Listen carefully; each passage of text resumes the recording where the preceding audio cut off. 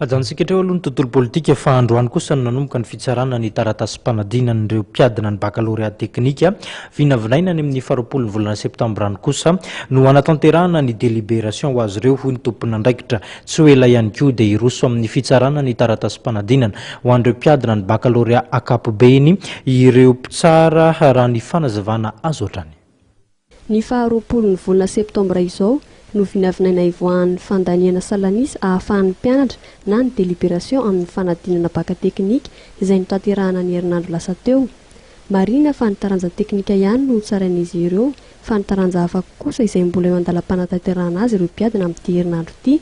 Ny fitsarana ny baka ankapobeny kosa dia hitomboka ny alatsinainy izao. Efa vita tamin'ny herinandro ny épreuve écrite ny épreuve ny enseignement technique zany andritra ny 4 andro dia ary manomboka androany larbi 21 oa ny fitsarana ny feuille de copie nireo mpiadina.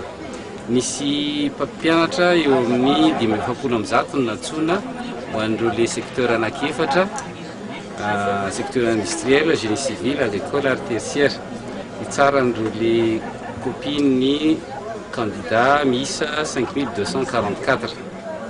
Efa vita teo ny réunion préliminaire miaraka tamin'ny mpampianatra tsirairay avy dia anomboka tsy ho ela zany ny correction n'ireo le matière d'enseignement technique ireo.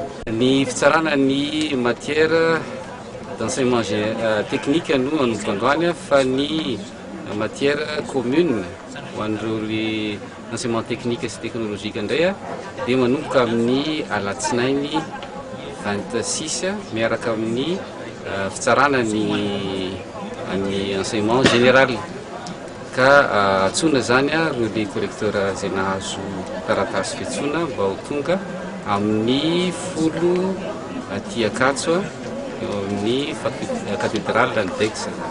Miankina amin'ireo mpitsara hoy nambaran'ny tompon'andraikitra ny fotoana havitanany fitsarana ny taratasy-panadinana. Mahakasika izay indrindra dia vinavinaina ho vita ao anatin'ny 4 andro eo ny fanatanterahana ny fitsarana mba ahafahana miroso amin'ny dingana manaraka.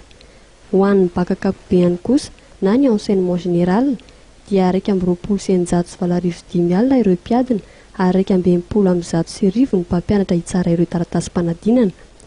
270 kosa ireo mpitsara ny taranja ankapobeny amin'ny baka teknika izay mbola notanterahana tamin'ity herinandro ity.